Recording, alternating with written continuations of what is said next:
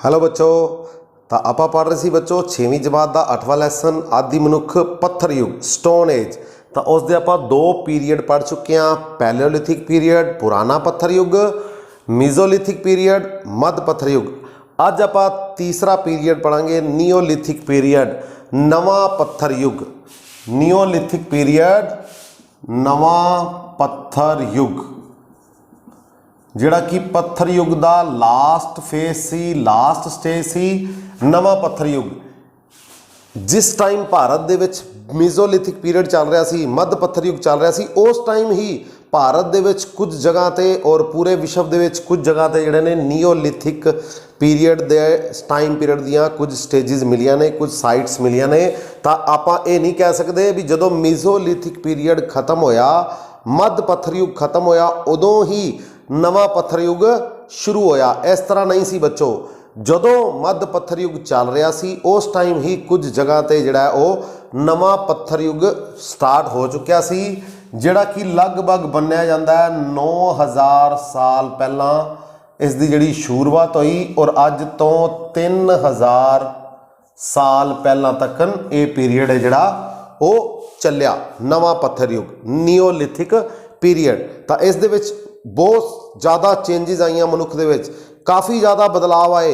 जिस तरह वो की बन गया, उत्पादक बन गया। हुण पहला वो की सी, सिर्फ खाद संग्रहक सी, खाद संग्रहक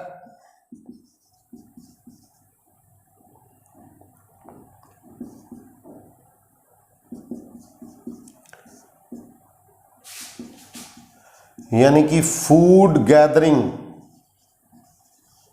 तो हुण वो किधर चला गया, फूड प्रोड्यूसिंग वल। तो उसने खुद अनाज उगाना शुरू कर लिया, उत्पादक बन गया। तो इस तरह दियां काफ़ी ज़्यादा तब्दीलियां जिहड़ियां ने मनुख दे विच आईयां। वो एक जगह ते जिहड़ा बच्चों उसने रहना शुरू कर दिता। पहला वो किसी सिर्फ खाना बदोश सी, खाना बदोश नोमैडिक। तो वह नोमैडिक तो हुण की बन गया, उसने अपना लाइफ स्टाइल है जिहड़ी वो सैडेंटरी लाइफ स्टाइल बना लिया उसना, जिहड़ा कि अज दे टाइम दे लाइफ स्टाइल नाल मिलदा है। सैडेंटरी लाइफ स्टाइल दे विच आ गया। पहला वो खाना बदोश सी, तो हुण उसने अपनी जीवन शैली नूं बदल लिया। वो एक जगह ते रहना शुरू कर दिता, उसने अपनी परमानेंट सैटलमेंट जिहड़ी वो शुरू कर दी सी। तो इस तरह दियां काफ़ी ज़्यादा चेंजिज आईयां मनुख दे विच। स्थाई उसने रहन सहन बना लिया अपना, किस टाइम के पीरियड में आके, नियोलिथिक पीरीयड दे विच। ठीक है बच्चों, तो इसनों आपां समझदे हां। देखो पहला मनुख की कर रहा सी, हंटिंग कर रहा सी। वो हंटिंग और उस दे नाल उसदा काम सी फूड नूं इकट्ठा करना, फूड गैदरिंग। तो हुण वो किस चेंज वाल आ गया, इस पीरीयड दे विच आके उसने की शुरू कर दिता, डोमैस्टिकेशन।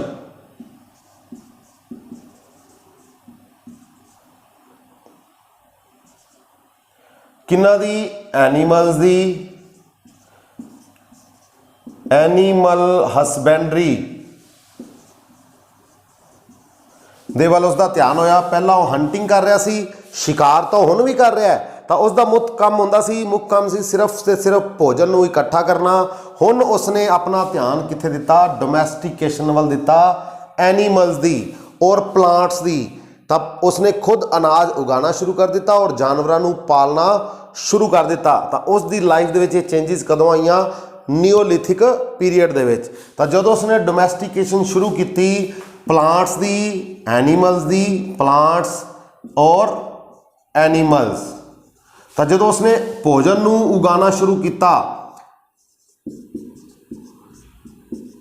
भोजन नूं उगाउणा ते जानवरां नूं पालना।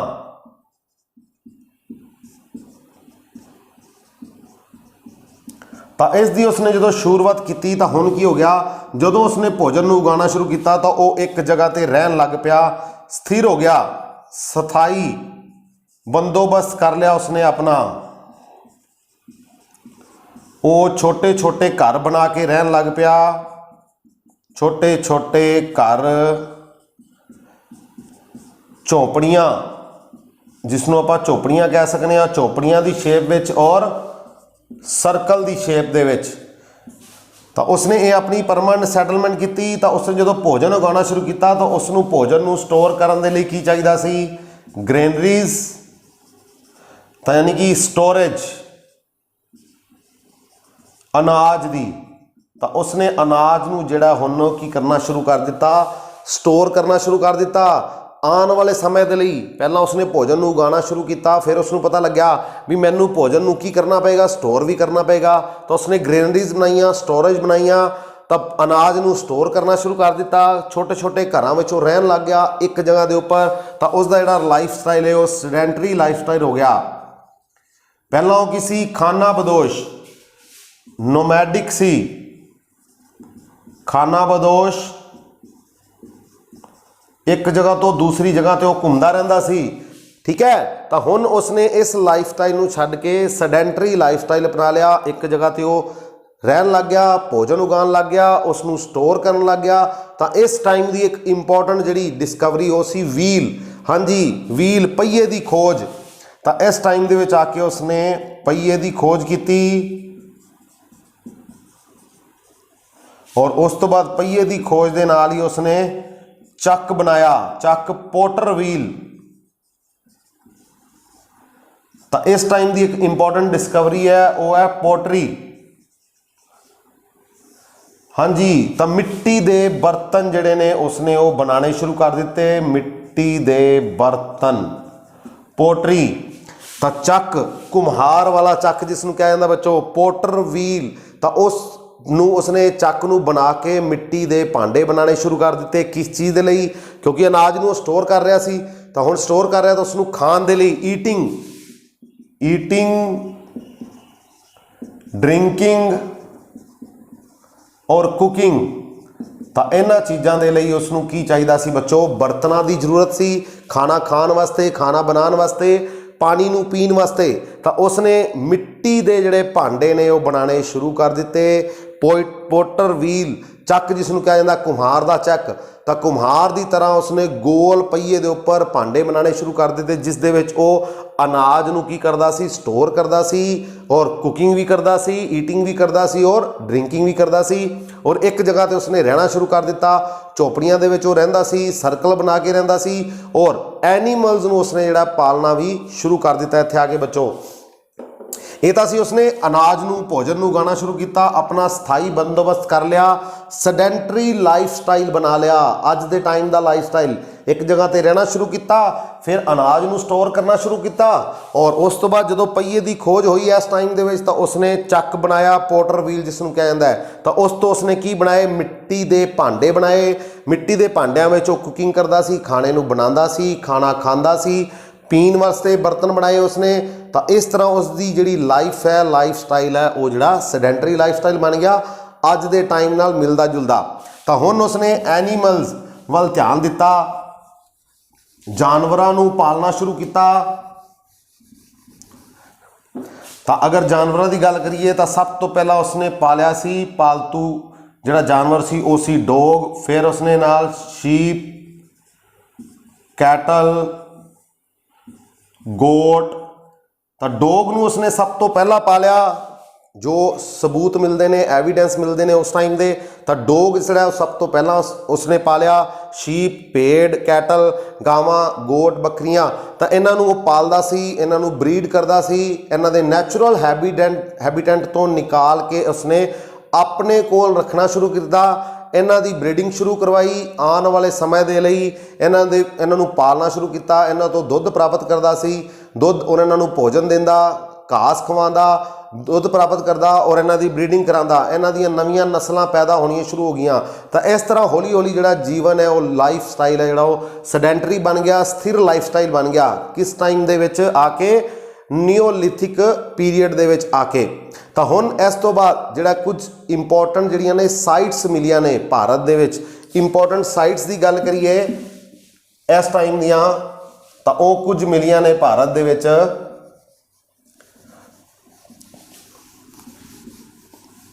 छोटे छोटे विलेजेस बनने शुरू हो गए, यानी कि इस टाइम ਦੇ ਵਿੱਚ ਆ ਕੇ ਹਿਊਮਨ ਸੈਟਲਮੈਂਟ ਜਿਹੜੀ ਉਹ ਸਟਾਰਟ ਹੋ ਗਈ। ਕੁਝ ਇੰਪੋਰਟੈਂਟ ਸਾਈਟਸ ਜਿਹੜੀਆਂ ਨੇ ਭਾਰਤ ਦੇ ਵਿੱਚ ਸਬ ਕੰਟੀਨੈਂਟ ਦੇ ਵਿੱਚ ਉਹ ਨੇ ਮੇਹਰਗੜ੍ਹ।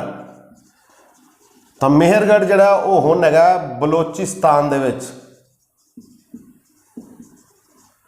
ਤਾਂ ਇੱਥੇ ਸਭ ਤੋਂ ਪਹਿਲਾਂ ਮਿਲਿਆ ਆਪਾਂ ਨੂੰ ਵੀਟ ਔਰ ਬਾਰਲੇ ਔਰ mud houses, mud brick houses. ਤਾਂ ਮਡ ਬ੍ਰਿਕ ਦੇ ਬਣੇ ਹੋਏ। ਤਾਂ ਮੇਹਰਗੜ੍ਹ ਬੜੀ ਇੰਪੋਰਟੈਂਟ ਸਾਈਟ ਹੈ ਭਾਰਤ ਦੇ ਵਿੱਚ। ਭਾਰਤ ਸਬ ਕੰਟੀਨੈਂਟ, ਇੰਡੀਆ ਦੇ ਸਬ ਕੰਟੀਨੈਂਟ ਦੇ ਵਿੱਚ ਉਸ ਟਾਈਮ ਦੇ ਵਿੱਚ ਸਭ ਤੋਂ ਜਿਹੜੀ ਪਹਿਲੀ ਸਾਈਟ ਮਿਲੀ ਜਿੱਥੇ ਕਲਟੀਵੇਸ਼ਨ ਦੇ ਚਿੰਨ੍ਹ ਮਿਲੇ ਨੇ, ਐਵੀਡੈਂਸ ਮਿਲੇ ਨੇ ਕਲਟੀਵੇਸ਼ਨ ਦੇ। ਤਾਂ ਉਹ ਕੀ ਸੀ? ਕ੍ਰਿਸ਼ੀ ਦੇ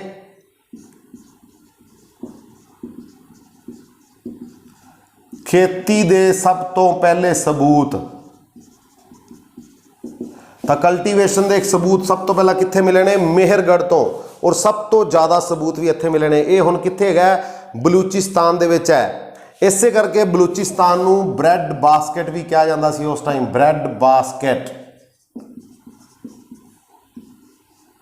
ਬ੍ਰੈਡ ਬਾਸਕਟ ਬਲੂਚਿਸਤਾਨ ਨੂੰ ਕਿਹਾ ਜਾਂਦਾ ਸੀ। ਮੇਹਰਗੜ੍ਹ ਹੁਣ ਬਲੂਚਿਸਤਾਨ ਦੇ ਵਿੱਚ ਹੈ ਜਿੱਥੇ ਖੇਤੀ ਦੇ ਸਭ ਤੋਂ ਪਹਿਲਾਂ ਸਬੂਤ ਮਿਲੇ ਸੀ ਔਰ ਸਭ ਤੋਂ ਵੱਡੀ ਮਾਤਰਾ ਵਿੱਚ ਮਿਲੇ ਸੀ। ਉੱਥੇ ਜੌਂ ਤੇ ਕਣਕ ਦੀ ਖੇਤੀ ਕੀਤੀ ਜਾਂਦੀ ਸੀ। ਔਰ ਘਰ ਮਿਲੇ ਨੇ ਮੱਡ ਬ੍ਰਿਕਸ ਦੇ। ਹਾਂਜੀ, ਕੀਚੜ ਨਾਲ ਬਣੇ ਮੱਡ, ਮਿੱਟੀ ਦੇ ਬਣੇ ਹੋਏ ਘਰ, ਮੱਡ ਬ੍ਰਿਕ ਯਾਨੀ ਕਿ ਮਿੱਟੀ ਦੇ ਬਣੇ ਹੋਈਆਂ ਇੱਟਾਂ, ਉਹ ਵੀ ਇੱਕੋ ਸਾਈਜ਼ ਦੀਆਂ ਬੱਚੋ, ਸੇਮ ਸਾਈਜ਼ ਦੀਆਂ ਇੱਟਾਂ ਦੇ ਬਣੇ ਹੋਏ ਘਰ ਕਿੱਥੇ ਮਿਲੇ ਨੇ? ਮੇਹਰਗੜ੍ਹ ਦੇ ਵਿੱਚ। ਜੌਂ ਕਣਕ ਦੀ ਖੇਤੀ ਦੇ ਸਬੂਤ ਵੀ ਸਭ ਤੋਂ ਪਹਿਲਾਂ ਕਿੱਥੇ ਮਿਲੇ? ਖੇਤੀ ਦੇ ਸਬੂਤ ਸਭ ਤੋਂ ਪਹਿਲਾਂ ਕਿੱਥੇ ਮਿਲੇ? ਮੇਹਰਗੜ੍ਹ ਦੇ ਵਿੱਚ। ਇਹ ਹੁਣ ਕਿੱਥੇ ਹੈ? ਬਲੂਚਿਸਤਾਨ ਦੇ ਵਿੱਚ, ਜਿਸ ਨੂੰ ਕੀ ਕਿਹਾ ਜਾਂਦਾ ਹੈ? Bread basket. ਅਗਰ ਗੱਲ ਕਰੀਏ ਕੋਲਡ ਹੀਵਾ, ਤਾਂ ਇਹ ਹੈਗਾ ਯੂਪੀ ਦੇ ਵਿੱਚ ਜਿੱਥੇ ਮਿਲੇ ਨੇ ਰਾਈਸ ਦੇ ਸਭ ਤੋਂ ਪਹਿਲਾਂ ਸਬੂਤ। ਕੋਲਡ ਹੀਵਾ, ਰਾਈਸ ਦੇ ਸਬੂਤ। बुरजा होम और गुफरकल, ये दोनों साइट्स हैगियां ने J&K ਦੇ ਵਿੱਚ ਜਿੱਥੇ ਕੀ ਮਿਲੀਆਂ ਨੇ ਬੱਚੋ? ਡਵੈਲਿੰਗ ਪਿਟਸ। ਡਵੈਲਿੰਗ ਪਿਟਸ ਯਾਨੀ ਕਿ ਗੱਡੇ ਬਣਾ ਕੇ ਰਹਿੰਦਾ ਸੀ ਮਨੁੱਖ। ਇਹ ਸਬੂਤ ਕਿੱਥੋਂ ਮਿਲੇ ਨੇ? ਬੁਰਜਾ ਹੋਮ ਔਰ ਗੁਫਰਕਲ ਜੰਮੂ ਕਸ਼ਮੀਰ ਦੇ ਵਿੱਚ।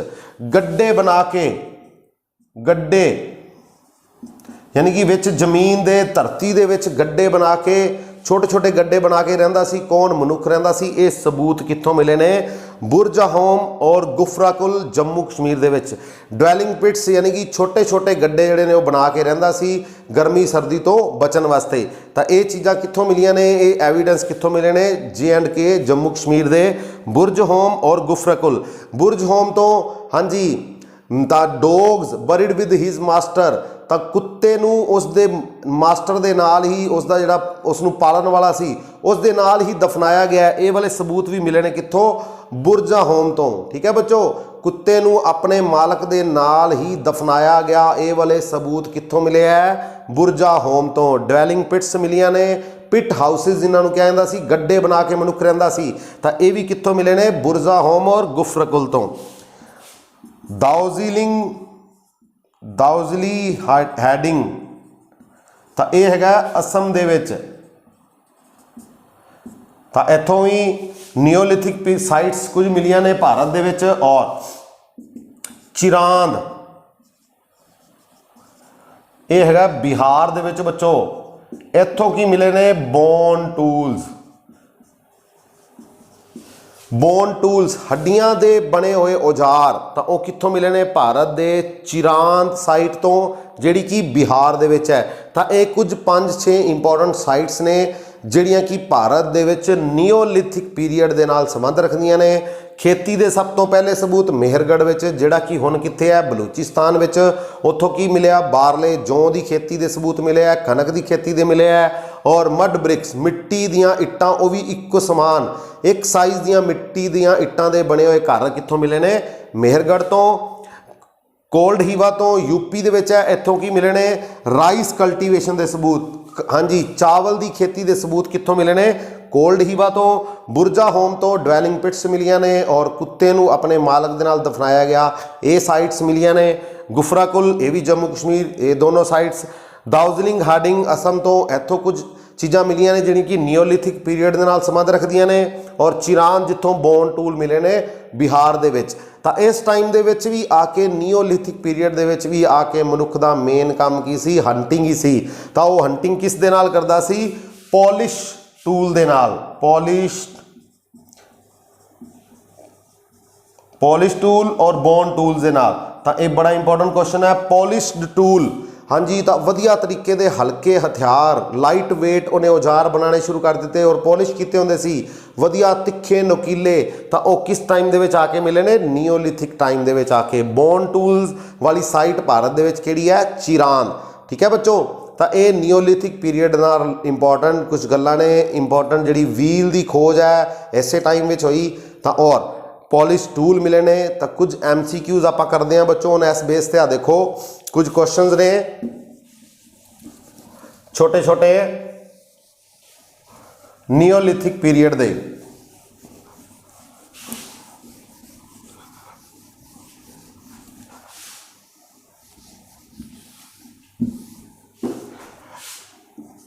Man passed to food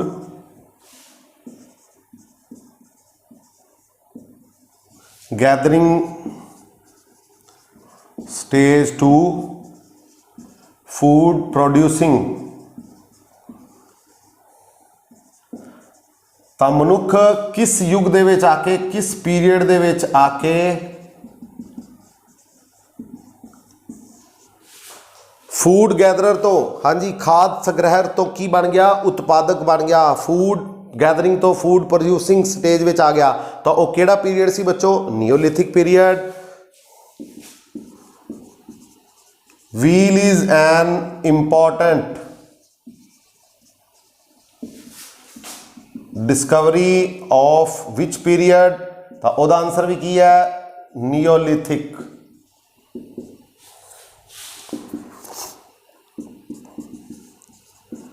first cultivation site ਤਾਂ ਉਹ ਕਿਹੜੀ ਮਿਲੀ ਹੈ? ਮੇਹਰਗੜ੍ਹ। ਖੇਤੀ ਦੇ ਜਿੱਥੋਂ ਪਹਿਲੇ ਸਬੂਤ ਮਿਲੇ ਨੇ ਉਹ ਕਿੱਥੋਂ ਮਿਲੇ ਨੇ? ਮੇਹਰਗੜ੍ਹ ਤੋਂ। ਔਰ ਕਿਸ ਟਾਈਮ ਦੀ ਗੱਲ ਕਰ ਰਹੇ ਹਾਂ? ਉਹ ਵੀ ਆਪਾਂ ਨੀਓਲਿਥਿਕ ਪੀਰੀਅਡ ਦੀ ਬੱਚੋ। ਤਾਂ ਮੈਨ ਜਿਹੜਾ ਉਹ ਹੰਟਿੰਗ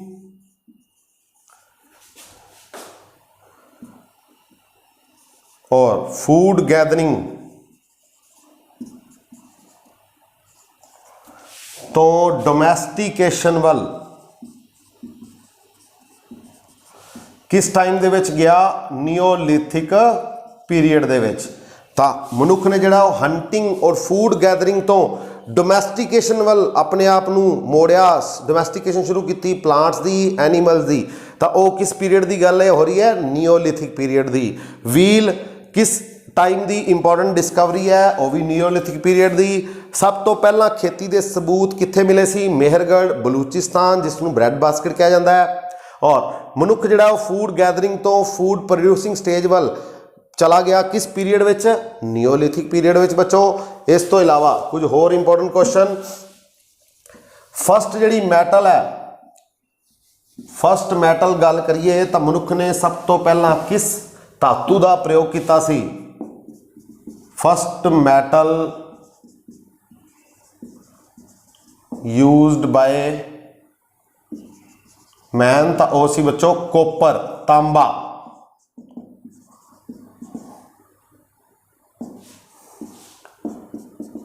ਫਸਟ ਟੂਲ ਜਿਹੜਾ ਮਨੁੱਖ ਨੇ ਬਣਾਇਆ ਸੀ ਉਹ ਸੀ ਹੈਂਡ ਐਕਸਿਸ, ਯਾਨੀ ਕਿ ਕੁਹਾੜੀ।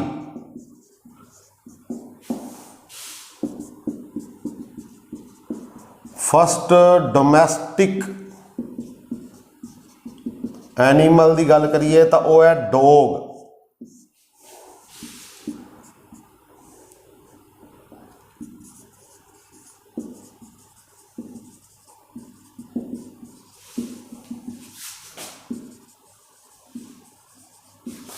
Dog buried with his master, Burj Home ਤਾਂ ਇਹ ਵੀ ਕਿਸ ਟਾਈਮ ਦੀ ਸਾਈਟ ਹੈ? ਨੀਓਲਿਥਿਕ period the. Dog breed with his master, ਤਾਂ ਕੁੱਤੇ ਨੂੰ ਆਪਣੇ ਮਾਲਕ ਦੇ ਨਾਲ ਦਫਨਾਇਆ ਗਿਆ। ਇਹ ਸਬੂਤ ਕਿੱਥੋਂ ਮਿਲਦੇ ਨੇ? ਬੁਰਜ਼ਾ ਹੋਮ ਤੋਂ, ਜੰਮੂ ਕਸ਼ਮੀਰ ਦੇ ਵਿੱਚੋਂ। ਔਰ ਮਨੁੱਖ ਨੇ ਸਭ ਤੋਂ ਪਹਿਲਾਂ ਜਿਹੜਾ ਐਨੀਮਲ ਪਾਲਿਆ ਸੀ, ਡੋਮੈਸਟਿਕ ਕੀਤਾ ਸੀ, ਉਸ ਦਾ ਨਾਮ ਕੀ ਹੈ? ਡੌਗ। ਫਸਟ ਟੂਲ ਕਿਹੜਾ ਯੂਜ਼ ਕੀਤਾ ਸੀ, ਬਣਾਇਆ ਸੀ ਮਨੁੱਖ ਨੇ? ਹੈਂਡ ਐਕਸੀ, ਜਿਸ ਨੂੰ ਕੁਹਾੜੀ ਕਹਿੰਦੇ ਆ, ਹੈਂਡ ਐਕਸਿਸ। ਔਰ ਫਸਟ ਮੈਟਲ ਕਿਹੜੀ ਯੂਜ਼ ਕੀਤੀ ਹੈ ਮਨੁੱਖ ਨੇ? ਉਹ ਕੀਤੀ ਹੈ ਬੱਚੋ ਤਾਂਬਾ।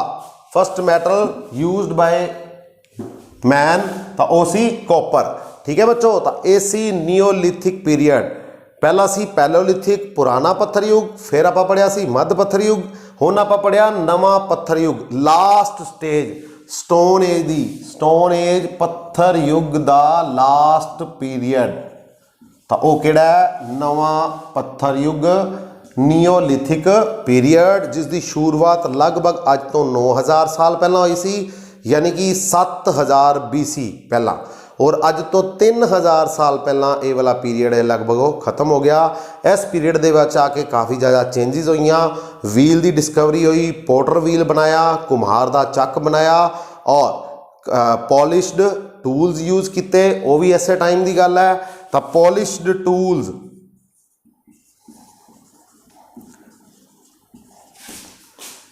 ਆਰ ਯੂਜ਼ਡ ਇਨ ਨੀਓਲਿਥਿਕ ਪੀਰੀਅਡ। ਤਾਂ ਪੋਲਿਸ਼ ਟੂਲ ਵੀ ਜਿਹੜੇ ਨੇ ਯੂਜ਼ ਕੀਤੇ ਨੀਓਲਿਥਿਕ ਪੀਰੀਅਡ ਵਿੱਚ। ਬੋਨਸ ਟੂਲਸ ਵੀ ਮਿਲੇ ਨੇ ਇਸ ਟਾਈਮ ਦੇ ਵਿੱਚ। ਔਰ ਸੈਡੈਂਟਰੀ ਲਾਈਫ ਸਟਾਈਲ ਮਿਲਿਆ। ਮਨੁੱਖ ਜਿਹੜਾ ਉਹ ਖਾਨਾਬਦੋਸ਼ ਨੋਮੈਡਿਕ ਤੋਂ ਸੈਡੈਂਟਰੀ ਲਾਈਫ ਸਟਾਈਲ ਵਿੱਚ ਚਲਾ ਗਿਆ। ਤਾਂ ਉਹ ਚੇਂਜਿਸ ਸਾਰੀਆਂ ਕਿਸ ਟਾਈਮ ਦੇ ਵਿੱਚ ਆਈਆਂ ਬੱਚੋ? ਨੀਓਲਿਥਿਕ ਪੀਰੀਅਡ ਵਿੱਚ। ਠੀਕ ਹੈ ਬੱਚੋ, ਤਾਂ ਇਹ ਸੀ ਆਪਣਾ ਅੱਜ ਦਾ ਟੌਪਿਕ, ਨਵਾਂ ਪੱਥਰ ਯੁੱਗ, ਨੀਓਲਿਥਿਕ ਪੀਰੀਅਡ। ਓਕੇ, ਮਿਲਦੇ ਹਾਂ ਨਵੀਂ ਵੀਡੀਓ ਦੇ ਨਾਲ ਅਗਲੇ ਟੌਪਿਕ ਵਿੱਚ। Thank you.